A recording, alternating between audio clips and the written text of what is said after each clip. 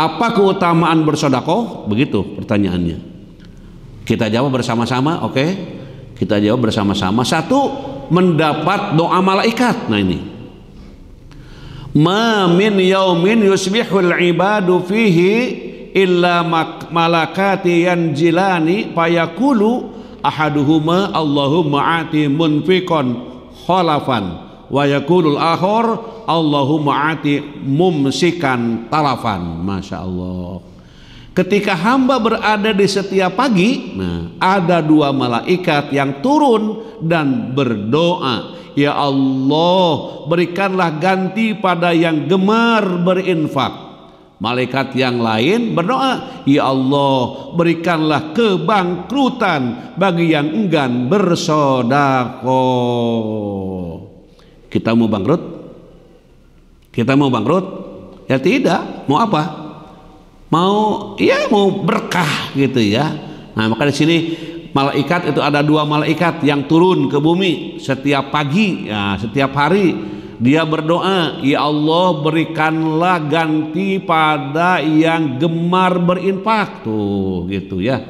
Jadi yang gemar berinfak. Jadi gemar berinfak teh kapanpun emang selalu infak. Nah, selalu ingin infak, tidak melihat jumlah, pokoknya infak saya ini. Nah, yang kedua, malaikat yang mendoakan, ya Allah, berikanlah kebangkrutan bagi yang enggan bersedekah. Nah, kalau ada orang yang hidupnya bangkrut perasaannya gitu ya, ini jangan-jangan nggak sedekah ini. Ini orang bangkrut ini, kenapa? Jangan-jangan nggak bersedekah ini gitu, cuma ngitung-ngitung duit gitu ya, tidak disedekahkan gitu ya. Nah, yang kedua, malaikat mendoakan supaya tetap Allah memberikan kebaikan dan keberuntungan bagi yang gemar berinfak.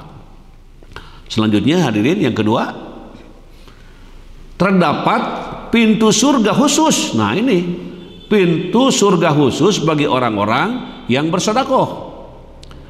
Man anfaqa zawjaini fi sabilillahi nudiya min abwabil jannati ya abdallah hadza khairun. Paman kana min ahli sholati du'iya min babis sholah wa man kana min ahli jihad du'iya min babil jihad wa man kana min ahli siyam du'iya min babir rayyan wa man kana min ahli shadaqah du'iya min babis shadaqah. Orang yang menyumbangkan dua harta di jalan Allah, maka ia akan dipanggil oleh salah satu dari pintu surga. Wahai hamba Allah, kemarilah untuk menuju kenikmatan. Jika ia berasal dari golongan orang-orang yang suka mendirikan sholat, ia akan dipanggil dari pintu sholat. Yang berasal dari kalangan mujahid, maka akan dipanggil dari pintu jihad. Jika ia berasal dari golongan yang gemar bersedekah, akan dipanggil dari pintu sedekah. Ada berapa pintu? Nggak dihitung lagi ya. Sekarang pintu-pintu di sorga nanti ada pintu-pintu. Satu pintu sholat. Hei orang-orang yang suka mendirikan sholat, ayo masuk ke pintu sholat, sudah dibuka lebar-lebar. Subhanallah, orang masuk ke situ tuh, ke pintu sholat. Ada juga orang yang seorang mujahid, ya, orang sungguh-sungguh dalam menjalankan ibadah kepada Allah, maka ada pintu khusus, pintu jihad. Dan ada juga orang yang gemar bersedekah. Nah, namanya gemar bukan sekali-kali. Apa itu? Ya terus menerus. Gemar mah juga sekali sedekah, setahun nggak sedekah, nggak begitu. Gemar bersedekah akan dipanggil dari pintu sedekah. Ada berapa pintu? Lupa lagi. Nah itu baca lagi hadisnya ya. Hadis itu diungkapkan pintu-pintu di surga memanggil-manggil orang-orang yang beramal soleh. Selanjutnya hadirin wal hadirat rahimakumullah, mendapat keberkahan harta yang dimiliki. Anfiqi au infahi au indahi wala tuhsi payuhsillahu alaik wala tu'i payu'illahu alaik. Nah ini, infakkanlah hartamu, janganlah engkau menghitung-hitungnya, menyimpan tanpa mau mensedekahkan. Ada orang yang jumlah hartanya banyak, bahkan tidak tahu jumlahnya, saking banyaknya, tapi nggak bersedekah. Gimana itu? Jika tidak, maka Allah akan menghilangkan berkah rizki tersebut. Janganlah menghalangi anugerah Allah untukmu. Jika tidak, maka Allah akan menahan anugerah dan kemurahan untukmu. Ini mendapat keberkahan ya dari harta yang dikeluarkan. Selanjutnya hadirin wal hadirat rahimakumullah, Ibnu Battal rahimahullahu ya mengatakan sedekah itu dapat mengembangkan harta. Maksudnya adalah sedekah merupakan sebab semakin berkah dan bertambahnya harta. Tidak ada laporan kepada kami saya berinfak jadi miskin, nggak ada itu, kecuali yang menginfakannya mungkin lain ya, lain daripada yang lain. Tapi kalau ketulusan mah tidak ada, semua diganti sama Allah. Barang siapa yang memiliki keluasan harta namun enggan untuk bersedekah, ini awas hati-hati. Barang siapa yang memiliki keluasan harta namun enggan untuk bersedekah, Allah akan menahan rezeki darinya.